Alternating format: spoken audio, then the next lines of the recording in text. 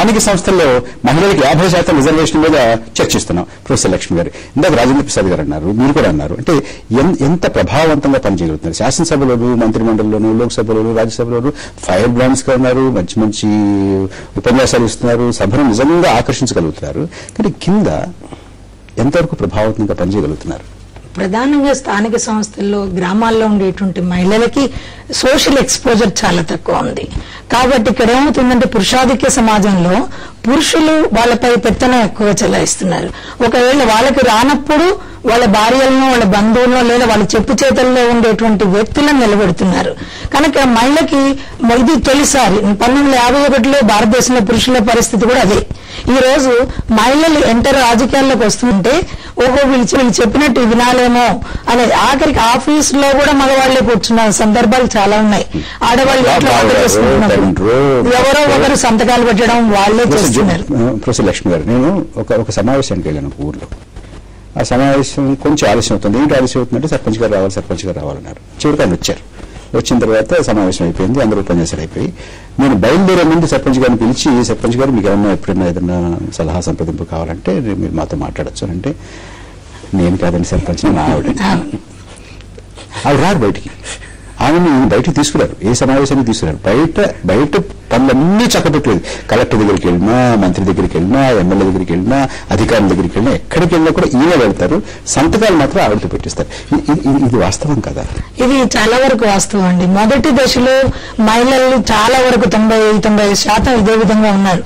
కానీ రెండోసారి ఎన్నికలు జరిగిన తర్వాత నిరక్షరాస్యులైన మహిళలు కూడా కొంతవరకు వాళ్ళ అధికారాలను అజెట్ చేసుకుని నిజంగా వాళ్ళ అభివృద్ధి కార్యక్రమాలు చేపట్టారు. అయితే మూడోసారి ఎన్నికయ్యారు. ఇప్పుడు మొదటిసారికి మూడోసారికి బాగా మెరుగయ్యారా?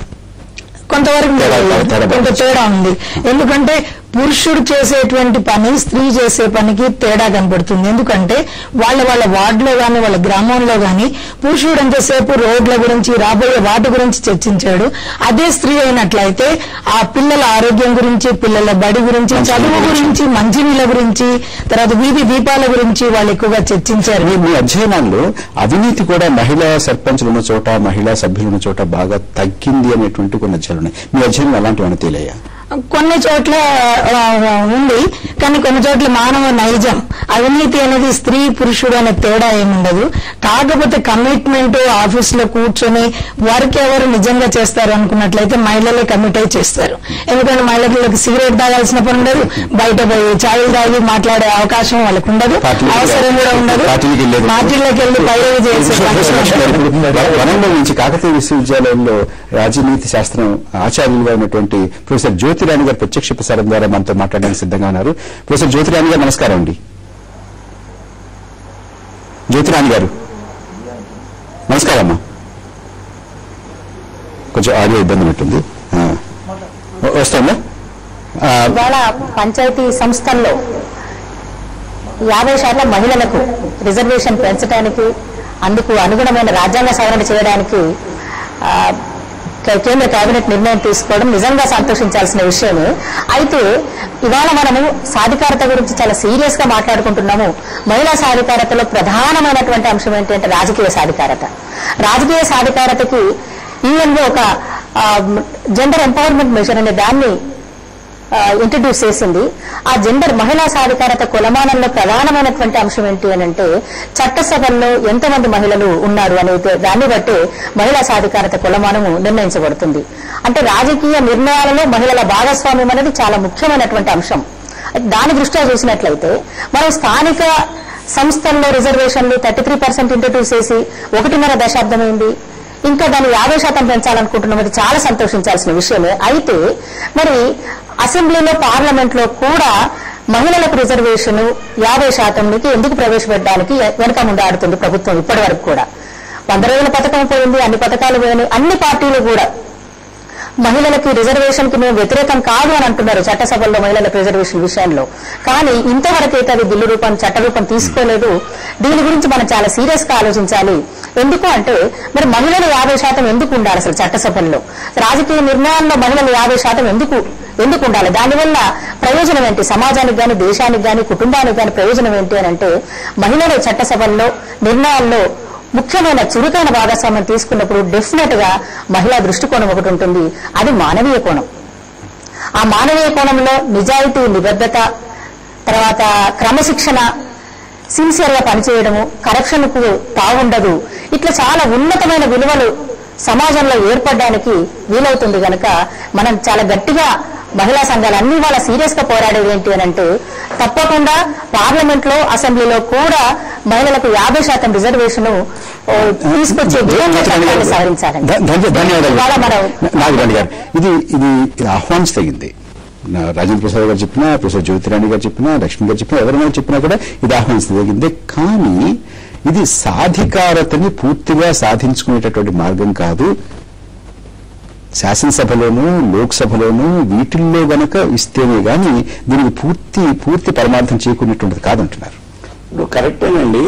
ఇప్పుడు ఒక అడుగు ముందుకేసినప్పుడు అంటే ఈ 2 వాగ్దానాలు మేనిఫెస్టోలో చెప్పారు, మన రాష్ట్రపతి ప్రసంగంలో కూడా చెప్పారు. ఈ రెండిట్లో ఒకటే ఎందుకు చేస్తున్నారు అనేటువంటిది తప్పుదో పట్టించడానికా, లేకపోతే దీని నుంచి దృష్టిని మరలించడానికా అనేటటువంటి మాట కూడా వస్తుంది కదా. ఇప్పుడు ఒక అడుగు ముందుకేసినప్పుడు ప్రతిమా సంస్థల్లో కూడా ఆటోమేటిక్ గా మేము లీడ్ ఇస్తాము అనేటువంటి ఒక మంచి సందేశం ఇస్తున్నారు తప్ప, మీరు స్థానిక సంస్థల్లో ఇచ్చిన తర్వాత మున్సిపాలిటీలో కూడా చేస్తారు, పార్లమెంట్ లో చేస్తారు, అసెంబ్లీలో చేస్తారు. ఇప్పుడు మన సమాజంలో 50% ఉన్న మహిళలకి సరైన గుర్తింపు ఈనాడు జరిగింది అని మనందరం భావించాల్సిన అవసరం ఉంది. వారిని నాయకత్వం దిశగా నడిపించాల్సిన అవసరం ఉంది. ఈ దేశంలో సోనియా గాంధీ నాయకత్వంలో ఇంత పెద్ద బృహత్తరమైనటువంటి పథకం అమలు జరుగుతూ ఉంటే మనందరం కూడా దానికి బలపరిచి మహిళలను ముందుకు తీసుకుపోయి, దీనికి సంబంధించింది ఇంకో మాట ఉంది.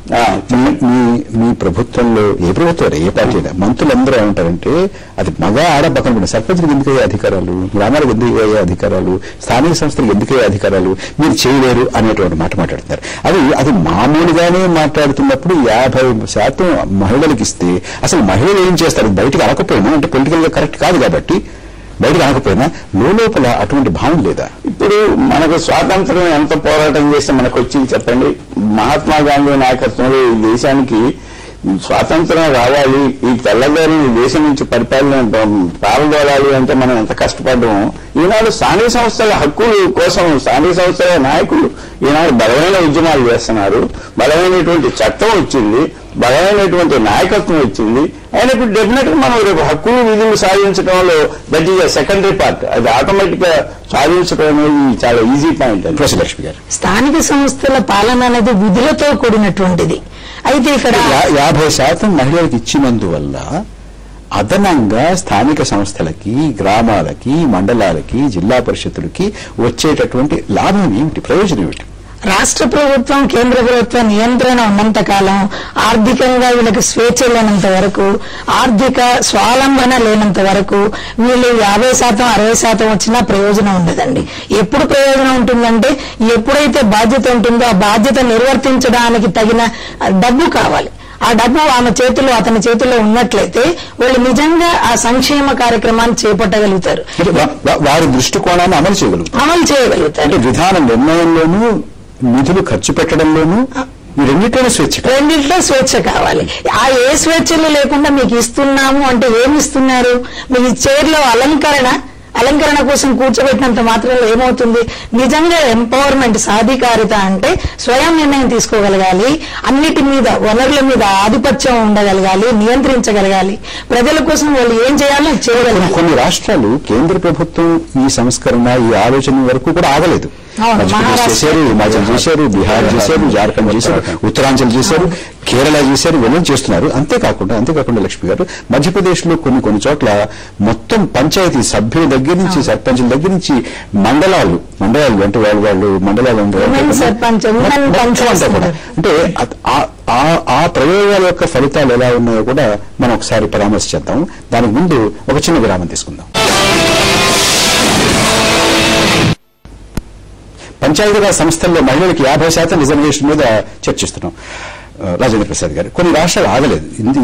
చాలా రాష్ట్రాలు 50% చేసేసి, కొన్ని రాష్ట్రాల్లో, మధ్యప్రదేశ్ లాంటి రాష్ట్రాల్లో పంచాయతీ మొత్తం అంతా కూడా సభ్యులతో సహా సర్పంచి, మండలం, జిల్లా పరిషత్తులు కూడా మొత్తం మహిళలతో చేసేటువంటి ప్రయోగాలు జరిగాయి. మీరు దేశం అంతా తిరిగే ఇతర రాష్ట్రాలు చూశారు. వాటి ప్రభావం ఎలా ఉంది? అట్లా ఒక మోడల్గా ఉండి చక్కగా ఒక గ్రామంలో కానివ్వండి, ఆ మండలంలో కానివ్వండి, అక్కడ ఉన్న నాయకత్వం అంతా ఒక మాట అనుకుని అలా చేసిన గ్రామాలు కానివ్వండి, మండలాలు చాలా బాగా విజయవంతంగా అయినాయండి. అది ఇతర రాష్ట్రాల్లోనే కాదండి, మన రాష్ట్రంలో కూడా మా కృష్ణా జిల్లాకు వస్తే విజయ నియోజకవర్గంలో లంకపల్లి అనే ఒక గ్రామంలో వార్డు మెంబర్లు కానివ్వండి మొత్తం మహిళలండి, ఏకగ్రీవంగా మరి పోటీ లేకుండా ఏకగ్రీవంగా వాళ్ళు చాలా బాధ్యతతో చాలా బాగా చేసి ఆ విలేజ్ డెవలప్ చేసి. ఈ మాట ఎందుకు కలిగానంటే అలా అయినటువంటి పంచాయతీలు అలా కాని పంచాయతీలకి మధ్య పోల్చి చూస్తే లేదు, అదే పంచాయతీ అంతకు ముందుకి ఇప్పటికి పరిపాలన ఏమన్నా మీకు తారతమ్యం కనపడిందా? డెఫినెట్ గా అండి, అది ఐడియల్ గా వాళ్ళు ఒక మోడల్ గా విలేజర్స్ అందరూ ఏకగ్రీవంగా చేసుకున్నారు కాబట్టి డెఫినెట్ గా అక్కడ డెవలప్మెంట్ ఉంటుంది, అక్కడ అకౌంటబిలిటీ ఉంటుంది, ట్రాన్స్పరెన్సీ ఉంటుంది, తప్పనిసరిగా మంచి ఫలితాలు వచ్చినాయండి. మిగతా వాటిల్లో అంత రకంగా అంత స్థాయిలో లేదండి, ఆ రకంగా లేని చోట అదొక రోల్ మోడల్ కాబట్టి అలా జరగటం జరిగిందండి. ప్రొఫెసర్ లక్ష్మి గారు, ఉదాహరణకి హైదరాబాద్ కి సమీపంలో బోడుప్పల్ ఉంది, రంగారెడ్డి జిల్లా. బోడుప్పల్లో కూడా మహిళలే వార్డు మెంబర్స్ ఉన్నారు, మహిళనే సర్పంచ్ గా ఉంది, మహిళనే ఆ జిల్లా చైర్పర్సన్ గా కూడా ఉంది గతంలో.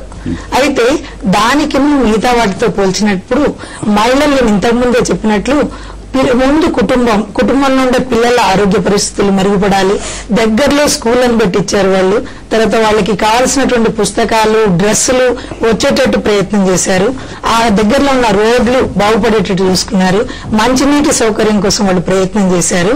కనుక మొత్తంగా చూసినప్పుడు ఆ వాళ్ళు నివసించే ఆ గ్రామం యొక్క అభివృద్ధి కోసం వాళ్ళు పాటుపడ్డారు. మౌలిక అంశాల మీద దృష్టి పెరిగింది, మౌలిక అంశాల మీద దృష్టి పడ్డింది. ముఖ్యంగా పిల్లల ఆరోగ్య పరిస్థితి, విద్యకు ఎక్కువ ప్రాముఖ్యత ఇచ్చారు. తర్వాత స్త్రీ ఎదుర్కొనే సమస్యలను పరిష్కరించడానికి ప్రయత్నం చేశారు. కానీ ఈ విధంగా చూసినప్పుడు స్త్రీలు నిర్వహించేటువంటి పంచాయతీకి లేదా పురుషులు నిర్వహించేటువంటి పంచాయతీలకు తేడా ఏంటి అంటే, ఇక్కడ స్త్రీలు ఎదుర్కొనేటువంటి ప్రాథమిక సమస్యల మీద వాళ్ళ దృష్టికోణాన్ని సారించి వాటిని పరిష్కరించడానికి ప్రయత్నం చేశారు. వేరే మెన్ ఉన్న దగ్గర ఏమైంది అంటే రోడ్లు లేదా మార్కెట్ సౌకర్యాల గురించి, రాబోయే వాటి గురించి ఎక్కువ ఆలోచించారు, కానీ నిత్యం రోజు ఎదుర్కొనే సమస్యల పట్ల వాళ్ళంతా శ్రద్ధ చూపించినట్టు కనిపించలేదు. ఈ తేడా చాలా కొట్టొచ్చుడు కనపడింది. ఇది కనపడింది.